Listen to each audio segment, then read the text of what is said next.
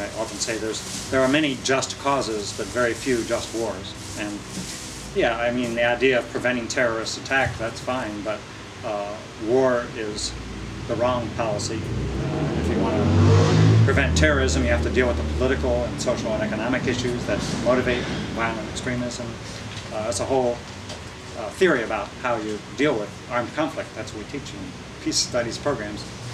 But war is the wrong way to go.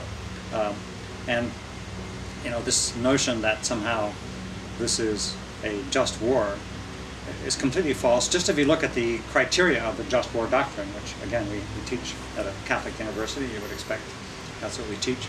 And there's a lot of criteria that go with it. Just having a purpose that is legitimate doesn't make it a just war by a long shot. And, for example, you know, they say, well, this is a last resort, this was something that was pushed upon us.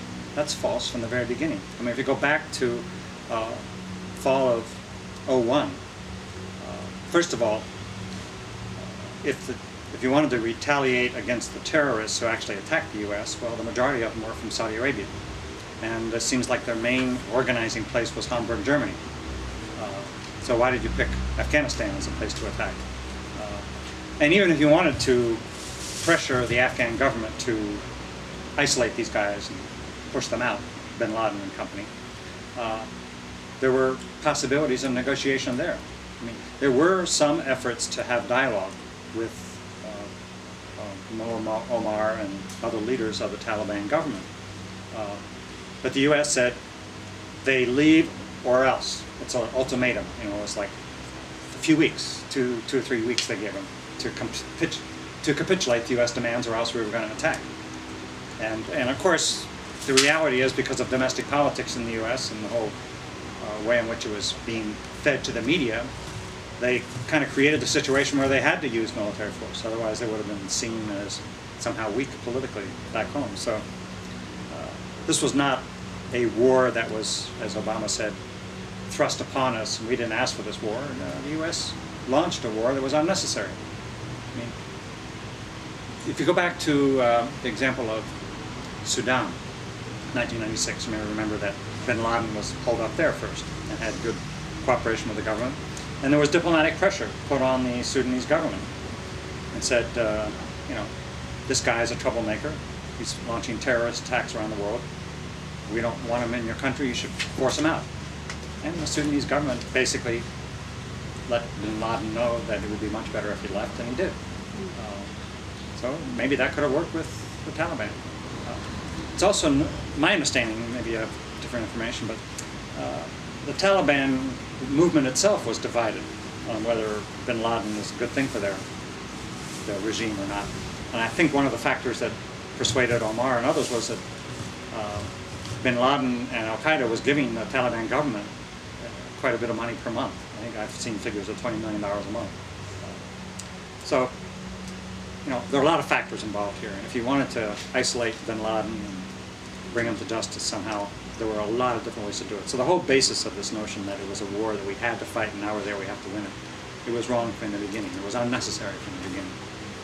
It's completely false to portray the Al-Qaeda network as some sort of organization with command authority and that there's General bin Laden there and if we get him, then the whole system collapses. It's false. I mean, it's kind of a movement. It's a brand, a franchise, and extremist Muslim groups, youth around the world kind of latch onto it because they want to resist Western domination. They're opposed to their local regimes and the corruptions of these secular Arab states. And so the resistance more and more takes the form of Al-Qaeda. But, I mean, it's the way, like, in the West, you know, you might think of, well, we're part of a new left, or we're part of a socialist movement, or whatever it might be. Doesn't mean there's a central leader somewhere who's giving us all orders.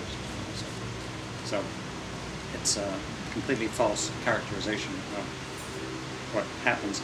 The other thing to realize, and their own reports, if you look at the military's own reports, they acknowledge that it's the presence of foreign troops that is the principal factor in motivating a lot of the resistance in Afghanistan. And if you add more foreign troops, you're going to add to that resistance factor. And it seems that most of the Taliban is a local phenomenon, a very traditionalist local forces who have always resisted foreign forces. They've resisted central government of any kind, whether it's sent from Britain or Russia or U.S. or whether it's part of a regime in Kabul.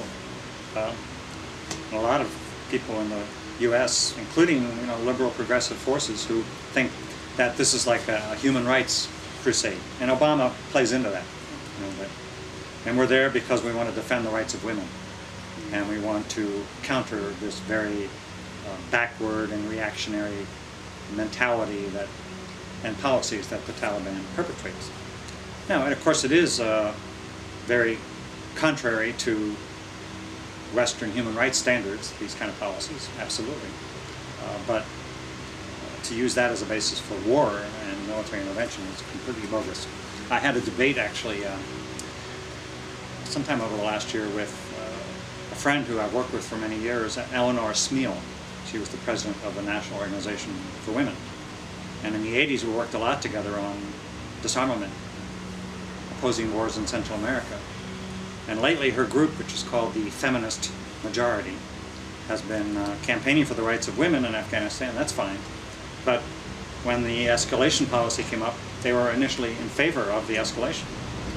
And we had this debate, and it was friendly because I do respect her, but I just had to point out that this is not a way to advance the rights of women. And, so I did notice that the feminist majority has now taken a neutral stance. They're not favoring the escalation. So.